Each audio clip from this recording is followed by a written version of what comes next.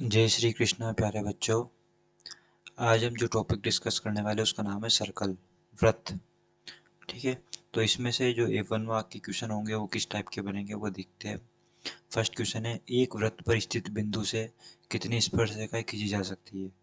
देखो हमको क्या बोल रहा है, वृत्त एक, ठीक है, इस पर स्थित एक बिंदु से, तो मान लो मैंने एक बिंदु यहाँ ले लिया, इससे कितनी स्पर्शरेखा खींची जा सकती है, एक स्पर्शरेखा खींची जा सकती है। ठीक है, आप सभी जानते हैं, तो इसका आंसर होगा एक। नेक्स्ट क्वेश्चन, एक वृत्त के बाहर स्थित बिंदु से कितनी स्पर्शरेखा खींची जा सकती है। अब इस बार जो बिंदु है वो कहाँ पर है, वृत्त के बाहर है। ठीक है, वृत्त के बाहर मैंने यहाँ ले लिया एक बिंदु, इससे हम दो स्पर्शरेखा खींच सकते हैं ना। थोड़ा ड्रॉ करके देखिए, कितनी स्पर्शरेखा खींच सकते हैं, दो। ठीक है, तो इसका आंसर होगा दो। नेक्स्ट क्वेश्चन, एक वृत्त पर कुल कितनी स्पर्शरेखा खींची जा सकती है। देखिए इंपॉर्टेंट क्वेश्चन है ना। इस बार बोल रहा है एक वृत्त पर कुल कितनी स्पर्शरेखा खींची जा सकती है, वृत्त पर। तो फिर से वृत्त बनाते, देखो जैसे मान लो मैंने एक स्पर्शरेखा ये बना दी इस बिंदु से, एक स्पर्शरेखा मैंने ये बना दी, एक स्पर्शरेखा मैंने ये बना दी, एक, तो वृत्त पर बहुत सारी स्पर्शरेखाएं हम बना सकते हैं ना। तो हम क्या बोलेंगे, वृत्त पर हम अनंत स्पर्शरेखाएं बना सकते हैं। ठीक है, तो ये तीनों क्वेश्चन ध्यान रखना, अगर हमसे ये पूछ ले तीनों क्वेश्चन की लैंग्वेज ध्यान रखना।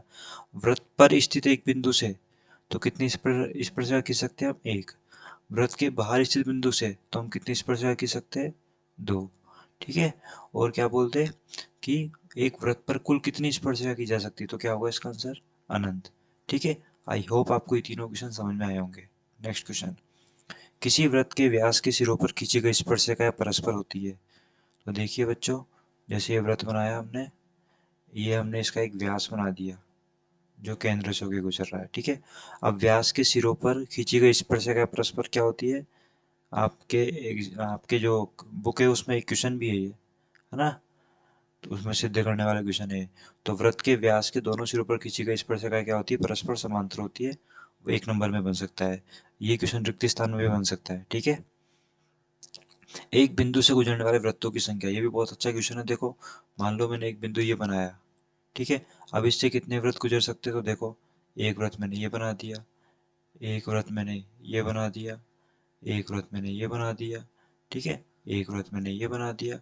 तो ऐसे बहुत सारे वृत्त क्या हो सकते हैं, इससे क्रिएट हो सकते हैं, ऊपर भी हो सकते हैं ना, इधर भी हो सकते हैं। तो एक बिंदु से गुजरने वाले वृत्तों की संख्या क्या होगी, अनंत। नेक्स्ट क्वेश्चन, दो दिए गए बिंदु से गुजरने वाले वृत्तों की संख्या। अब इस बार देखो बच्चों, दो बिंदु दिए हुए हैं ना, जैसे दो बिंदु अपन ने यहाँ बना लिए। अब इससे गुजरने वाले वृत्तों की संख्या, तो देखो एक वृत्त ये बना दिया, एक वृत्त ये बना दिया, एक वृत्त ये बना दिया, एक वृत्त ये बना दिया, एक वृत्त ये बना दिया। तो ऐसे बहुत सारे वृत्त बन सकते हैं, तो इसका आंसर भी क्या होगा, इनफाइनाइट। ठीक है, तो एक बिंदु से गुजरने वाले वृत्तों की संख्या भी इनफाइनाइट होगी, और दो बिंदु से गुजरने वाले वृत्तों की संख्या भी क्या होगी, इनफाइनाइट। नेक्स्ट क्वेश्चन, तीन संरेखीय बिंदु से गुजरने वाले वृत्तों की संख्या। आप सभी जानते हैं संरेखीय बिंदु क्या होते हैं, जो तीनों बिंदु क्या हो एक ही लाइन पर, उसको हम बोलते हैं संरेखीय बिंदु। ठीक है, अब तीनों बिंदु अगर एक ही लाइन में संरेखीय, तो इससे हम कितने वृत्त बना सकते हैं, देखो इससे हम एक भी वृत्त नहीं बना सकते। ठीक है, क्योंकि वृत्त की जो शेप होती है वो इस तरीके की शेप होती है ना, कर्व होता है, ये लाइन नहीं होती। तो एक लाइन पर अगर तीन बिंदु है तो हम ऐसे कोई वृत्त नहीं बना सकते, ये वृत्त नहीं बनेगा। ठीक है, तो कितना, इसका आंसर क्या होगा, जीरो। नेक्स्ट क्वेश्चन, ये क्वेश्चन इंपॉर्टेंट है, तीन असंरेखीय बिंदु से गुजरने वाले वृत्तों की संख्या। इस बार क्या बोलती है, तीन असंरेखीय बिंदु, इसका मतलब तीनों बिंदु अलग अलग है, एक लाइन में नहीं है। तो इससे गुजरने वाले वृत्तों की संख्या क्या होगी बच्चों, इससे गुजरने वाले वृत्तों की संख्या मतलब एक ही वृत्त बनेगा। जैसे मान लो अपन ने ये व्रत बनाया, ठीक है, एक बिंदु यहाँ ले लिया, एक बिंदु यहाँ ले लिया, एक बिंदु यहाँ ले लिया, ये तीनों बिंदु क्या है, असंरेखीय है। तो इससे एक ही व्रत बनेगा, दूसरा व्रत नहीं बन सकता। ठीक है, तो इसका आंसर क्या होगा, एक। तो ध्यान रखना, अगर एक बिंदु से गुजरने वाले वृत्तों की संख्या क्या होगी, अनंत होगी। दो बिंदु से गुजरने वाले वृत्तों की संख्या भी क्या होगी, अनंत होगी।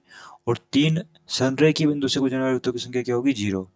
और तीन असंरेखीय बिंदु से गुजरने वाले वृत्तों की संख्या क्या होगी, एक। ठीक है, नेक्स्ट क्वेश्चन, किसी वृत्त की त्रिज्या और उस पर खींची गई स्पर्शरेखा के मध्य कितने डिग्री का कोण होता है।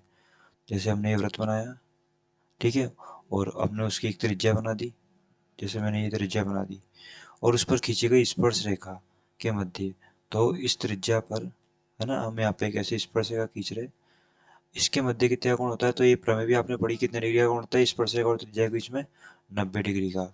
ठीक है, तो 1 मार्क के अंदर ऐसे छोटे छोटे क्वेश्चन बनेंगे आपके। ठीक है, और इसी में से आएगा पेपर। तो ये सारे क्वेश्चन आप ढंग से अच्छे से कर लेना। वृत्त की स्पर्श रेखा वृत्त को कितने बिंदु पर प्रतिच्छेद करती है? सॉरी, वृत्त की स्पर्श रेखा वृत्त को कितने बिंदुओं पर स्पर्श करती है? तो जैसे मान लो ये वृत्त है और इसकी एक स्पर्श रेखा बनाती है, वृत्त की स्पर्श रेखा।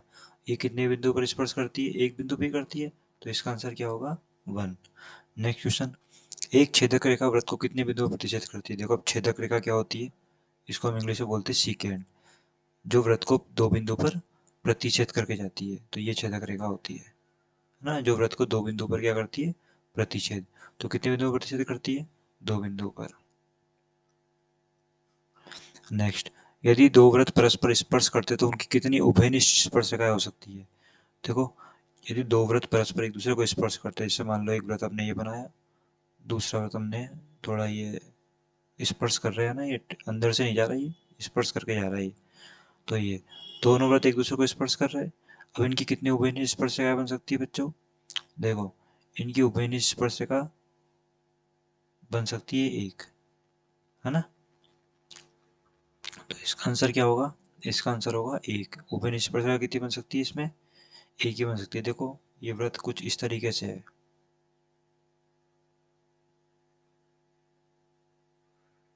तो उनकी उभयनिष्ठ स्पर्श रेखा कितनी बनेगी? एक तो ये हो गई, एक ही हो गई, एक ही हो गई, टोटल 3 उभयनिष्ठ स्पर्श रेखा बन सकती है। ठीक है, देखो हम यहाँ पे 4 केस डिस्कस करते हैं। सबसे पहले, अगर व्रत जो है वो क्या हो? ऐसे बाहर हो, मतलब एक दूसरे को स्पर्श ना कर रहे हो। ठीक है, तो ये चारों क्वेश्चन आपके बन सकते हैं यहाँ पे, चारों पांचों के जो मैं बताने वाला हूँ अभी। अगर एक दूसरे को स्पर्श ना कर रखे हो, बाहर हो, तो कितनी उभयनिष्ठ स्पर्श रेखा, मतलब दोनों की स्पर्श रेखा होनी चाहिए वो। तो देखो, एक तो बच्चों ये बन सकती है ना, मतलब ये ऐसे एक दूसरे को टच करके जाएगी, है ना। और एक ऐसे बन सकती है, तीसरा ऐसे बन सकती है, तो दोनों को स्पर्श करके जाएगी, और चौथा ऐसे बन सकती है। तो ऐसे केस में कितनी स्पर्श रेखा बनेगी? 4 बनेगी। और अगर और अगर ये व्रत एक दूसरे को एक बिंदु पर टच करते हैं, जैसे अभी इस क्वेश्चन में पूछा गया है, तो उनकी कितनी उभय स्पर्श रेखा बनेगी? देखो, एक तो ये बन जाएगी, है ना, और एक ये बन जाएगी, और एक ये बन जाएगी, तो 3 बनेगी। ठीक है, नेक्स्ट केस हम यहाँ डिस्कस करते हैं। अगर जो अवव्रत है वो अंदर आ जाए ऐसे, है ना, मतलब दो बिंदु पर प्रतिच्छेद कर रहा है। थोड़ा इस डायग्राम को हम सही से ड्रॉ करते हैं। एक व्रत हमने ये बना दिया, और दूसरा व्रत हमने ये बना दिया। दो बिंदु पर क्या कर रहा है? प्रतिच्छेद कर रहा है व्रत। तो कितनी स्पर्श रेखा बनेगी? देखो, इस बार ये नहीं बनेगी, क्योंकि तो इनकी जीवा हो जाएगी, स्पर्श रेखा थोड़ा ना होगी। ठीक है, तो एक स्पर्श रेखा ये ऐसे बन जाएगी, और एक ऐसे बन जाएगी। ठीक है, तो इस केस में बनेगी 2। ठीक है, और अगर ये व्रत पूरा ही इसके अंदर आ जाए, मतलब एक ही बिंदु पर टच करे यहाँ से ऐसे ऐसे, तो स्पर्श रेखा कितनी बनेगी? इनकी कॉमन उभयनिष्ठ स्पर्श रेखा 1 बनेगी। तो ये जो अपन यहाँ पे 4 केस डिस्कस किए, वो आपको ध्यान रखना है। अगर व्रत अलग अलग हो, तो उभयनिष्ठ स्पर्श रेखा एक तो ये हो जाएगी, एक ये हो जाएगी जो दोनों व्रत को टच कर रही है, तीसरी ये हो जाएगी, चौथी हो जाएगी, 4 बनेगी। ठीक है, और जब एक बिंदु पे टच कर रहे हैं, तो 3 उभयनिष्ठ स्पर्श रेखा बनेगी, एक तो ये वाली हो जाएगी, और दूसरी है, तीसरी है। ठीक है, और अभी ये दो बिंदु पर प्रतिच्छेद कर रहे हैं, तो कितनी बनेगी? 2। और एक बिंदु पर प्रतिच्छेद कर रहा है, मतलब ये जो व्रत है दूसरा वाला, वो उसके अंदर आ गया, तो उभयनिष्ठ स्पर्श कितनी होगी? 1 होगी। तो देखते हैं अभी ये वाला क्वेश्चन। यदि दो व्रत परस्पर स्पर्श करते हैं, तो परस्पर स्पर्श करते हैं, ये वाला कैसे? तो उनकी कितनी उभयनिष्ठ स्पर्श हो सकती है? तो इसका आंसर क्या होगा? 3 होगा। ठीक है, नेक्स्ट क्वेश्चन, यदि दो व्रत एक दूसरे को दो बिंदु पर प्रतिच्छेद करते हैं, देखो, दो बिंदु पर प्रतिच्छेद मतलब ये वाला केस है ना, दो बिंदु पर प्रतिच्छेद कर रहे हैं, तो उनकी कितनी उभयनिष्ठ स्पर्शिकाएं होगी? तो उभयनिष्ठ स्पर्शिकाएं कितनी होगी बच्चों? 2 होगी। ठीक है, यदि दो व्रत एक दूसरे को स्पर्श ना करे, स्पर्श नहीं कर रहे, मतलब ये वाला केस हो गया, देखो, दोनों अलग अलग एक दूसरे को स्पर्श नहीं कर रहे, तो उनकी कितनी स्पर्शिकाएं, उभयनिष्ठ स्पर्शिकाएं हो सकती है? तो कितनी हो सकती है? 4। नेक्स्ट, यदि दो व्रत एक दूसरे को आंतरिक रूप से स्पर्श करे, देखो ये वाला केस, दो व्रत एक दूसरे को आंतरिक रूप से स्पर्श कर रहे हैं, तो इनकी उभयनिष्ठ स्पर्शिका कितनी होगी? 1 ही होगी। तो ये चारों क्वेश्चन आप ध्यान रखना। व्रत की वह जीवा जिसकी लंबाई व्रत की त्रिज्या से दोगुनी हो। देखो, जैसे आपने एक व्रत बनाया,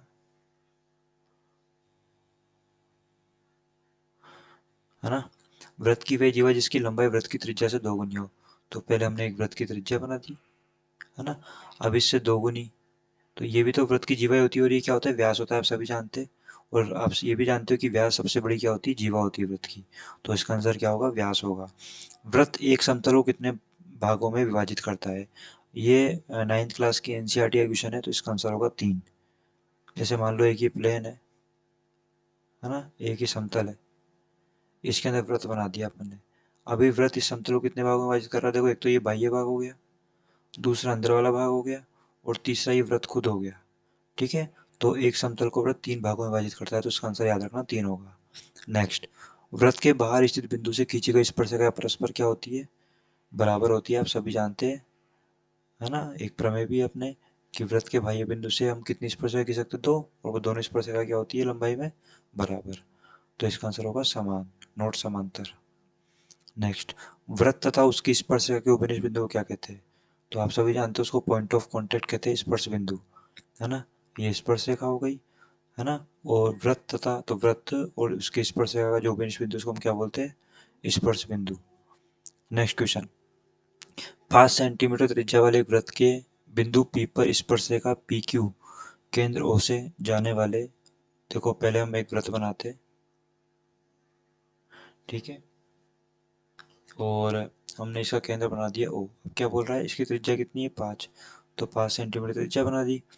एक वृत्त के बिंदु P पर, वृत्त के बिंदु P पर स्पर्श रेखा PQ केंद्र O से जाने वाली एक रेखा से बिंदु Q पर इस प्रकार मिलती है, ठीक है, कि OQ क्या है, 12 सेंटीमीटर है। तो देखो स्पर्श रेखा PQ है, तो हम यहाँ स्पर्श रेखा PQ बना लेते हैं, ठीक है। और जो केंद्र O से जाने वाली एक रेखा Q से बिंदु Q पर इस प्रकार मिलती है, तो इस O को Q से मिला दो।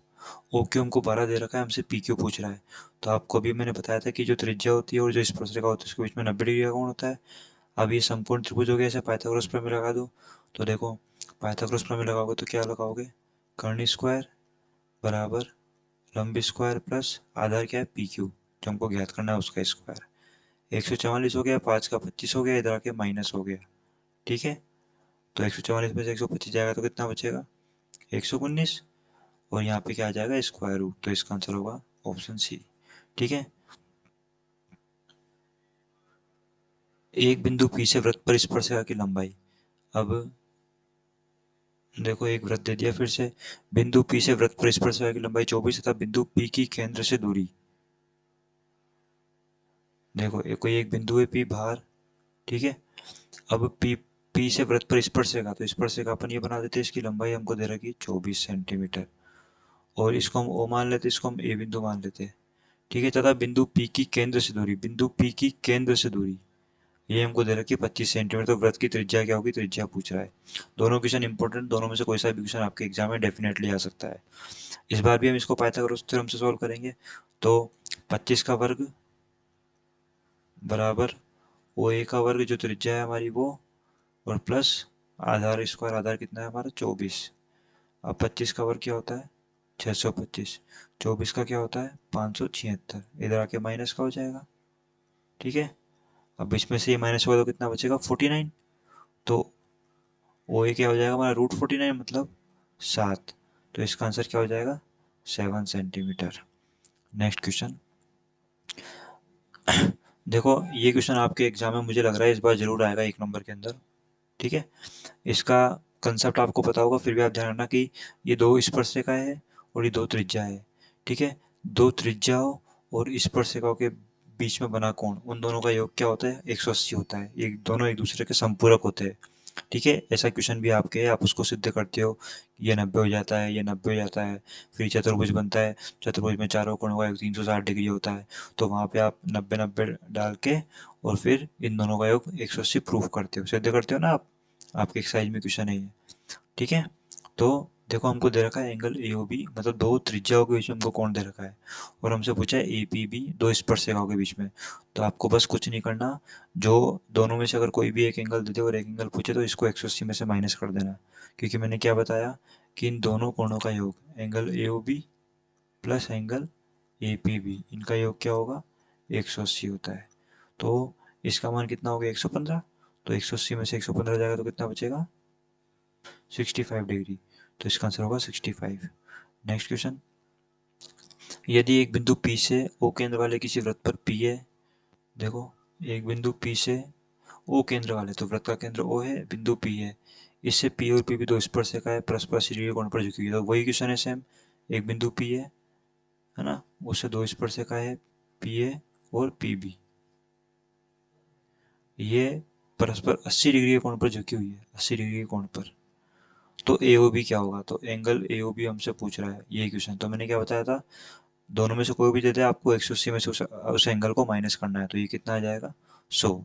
ठीक है, एक वृत्त की समांतर स्पर्शिका हो सकती है, तो देखो वृत्त की समांतर स्पर्शिका कितनी हो सकती है, अनंत हो सकती है ना, बहुत सारी बन सकती है। जैसे मैंने एक ये बना दी, मतलब जो इसको टच करके जा रही है, इसको आप मान के चलो कि टच करके जा रही है। एक मैंने ऐसे बना दी जो स्पर्श करके जा रही है, ठीक है। और अगले डायग्राम में समझते, एक ऐसे भी बन सकती है, जैसे मैंने एक ये रेखा ये बना दी, उसके समांतर मैंने ये बना दी, ऐसे ही एक इस बिंदु पे बना दी और एक इस बिंदु बना दी, तो ऐसी अनंत स्पर्शिकाएं बन सकती है। ठीक है, आज के लिए इतना ही, मिलते हैं नेक्स्ट वीडियो में।